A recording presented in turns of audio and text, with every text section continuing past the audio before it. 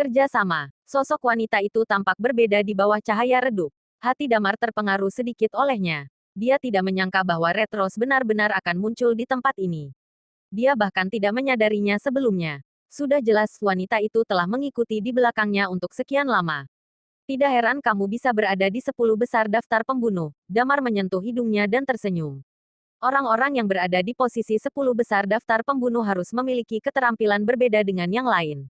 Sebagai seorang pembunuh, mereka harus bisa melacak, menyembunyikan diri dan dapat memberi musuh pukulan fatal pada saat-saat kritis.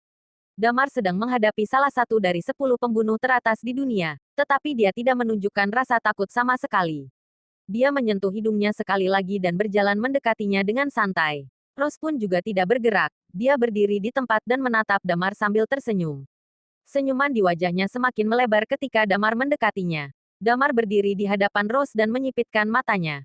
Ketika aku melihatmu untuk pertama kalinya, aku merasa kamu sangat familiar. Setelah dipikir-pikir, aku baru sadar bahwa kita pernah bertemu di halte bandara, kata Rose dengan acuh tak acuh.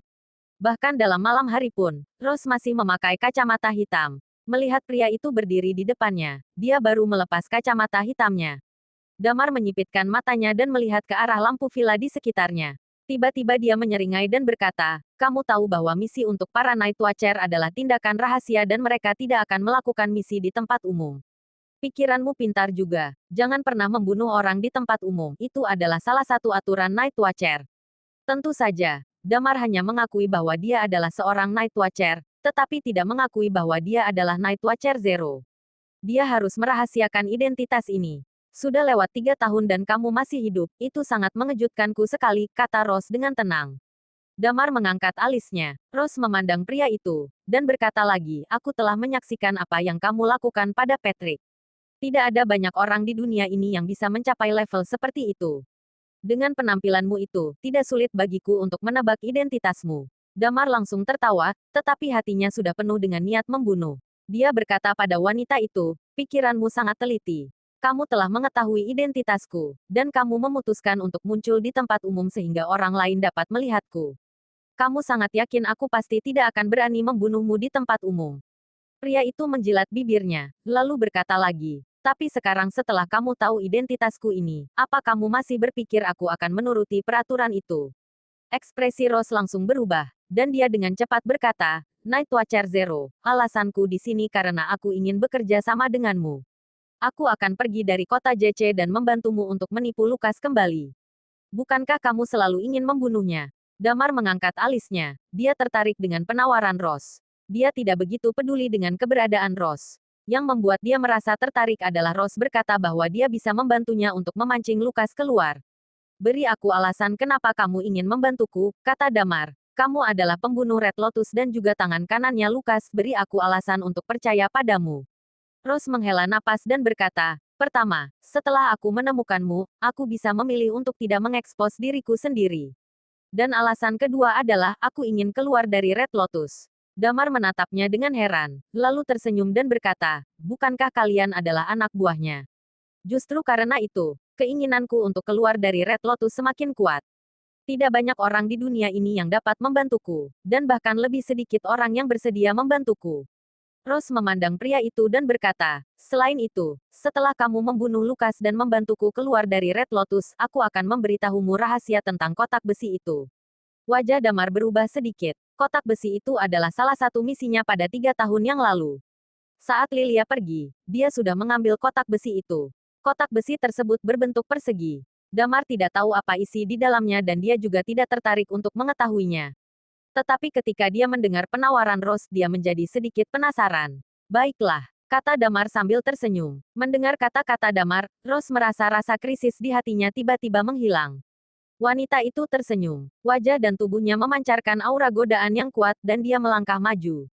Pada saat ini, Damar dapat mencium aroma tubuhnya dengan jelas. Rose menaruh tangannya di bahu Damar, dan tangannya perlahan-lahan menurun ke bawah. Dia berkata dengan nada menggoda, kamu memang layak menjadi Night Watcher Zero yang terkenal itu. Jika aku mengenalimu terlebih dahulu di Bas, aku yakin kamu tidak akan pergi begitu saja. Tentu saja, sekarang juga belum terlambat. Aku telah memesan kamar di dekat Monument of White Elephant. Apakah kamu tertarik untuk pergi denganku? Perilaku Rose sangat menggoda, sehingga Damar tidak bisa menelan ludahnya. Damar melirik ke samping, dan kemudian kelopak matanya berdenyut kencang. Di lantai 2 Villa Wendy, ada 3 sosok wanita berdiri di depan jendela. Mereka sepertinya sedang melihat sesuatu di bawah sini. Dia segera mendorong Rose dan pura-pura terbatuk. Dia berkata, "Kamu terlalu tua untukku, aku tidak tertarik pada wanita di atas 30 tahun." Rose tampak kaget dan ekspresi cemberut segera muncul di wajahnya. Damar berkata lagi, "Sekarang kita telah kerja sama. Kamu sebaiknya pergi dari kota JC malam ini. Selain itu, aku tidak ingin kamu mengungkapkan berita bahwa aku masih hidup kepada siapapun. Bahkan orang terdekatmu juga. Begitu seseorang mengenaliku, kerja sama kita segera berhenti." Rose sudah kembali tenang saat ini. Dia melihat ke arah Damar dan berkata, "Tidak masalah.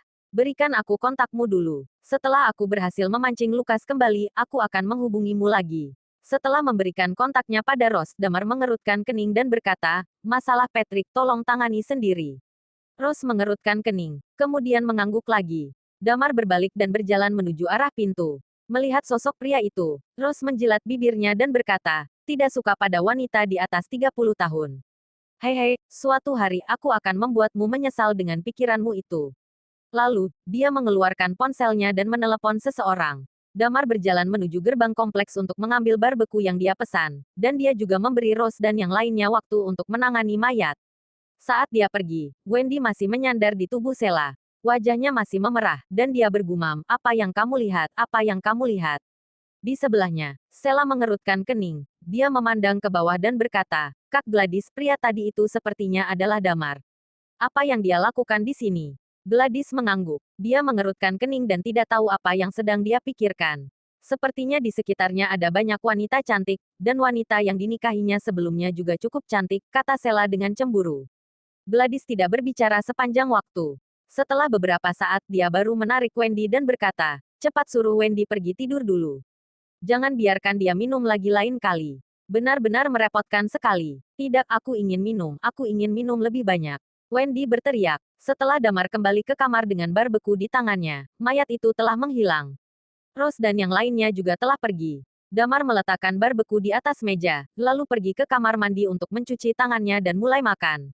Sekarang, dia hanya menunggu berita dari Lilia saja. Setelah memastikan bahwa semua orang Red Lotus telah pergi dari kota JC, tugasnya di sini telah selesai juga. Ketika urusan di kota JC selesai, dia bisa pergi ke kota LH dan menyelesaikan masalah sebelumnya. Setelah selesai makan, dia merapikan barang-barangnya dan mulai beristirahat. Tidak ada kejadian selama malam itu. Keesokan harinya, setelah bangun tidur, dia mulai bersiap-siap seperti biasanya. Kemudian dia berangkat ke grup Panorama. Saat dia tiba di kantor Wendy, sudah pukul 9:50 menit. Wendy memandang Damar, lalu menunjuk ke jam waker dan berkata, "Hei, hei, kamu terlambat lagi." Damar menggaruk kepalanya dan berkata, "Tidak apa-apa, nanti kamu juga sudah terbiasa." Wendy memutar matanya dan mengutuk dalam hatinya, "Beraninya kamu menyuruhku untuk terbiasa dengan hal itu. Kamu itu bekerja di sini, oke?" Wendy berkata lagi, "Aku benar-benar tidak tahu identitasmu. Kamu terlihat sangat misterius." "Oh ya, Kak Gladys dan lainnya sudah kembali ke kota LH pagi ini. Aku akan pergi ke kota LH juga minggu ini sebelum pesta pertunangan mereka. Sekalian jalan-jalan juga." Damar mengangguk, memikirkan pernikahan Gladys dan Diska, alisnya sedikit mengernyit. "Bari, cepat serahkan orang itu. Jika tidak, Bank Royal akan menghentikan semua proyek kerja sama dengan grup Panorama." Seseorang berteriak marah di luar ruangan. Bersambung.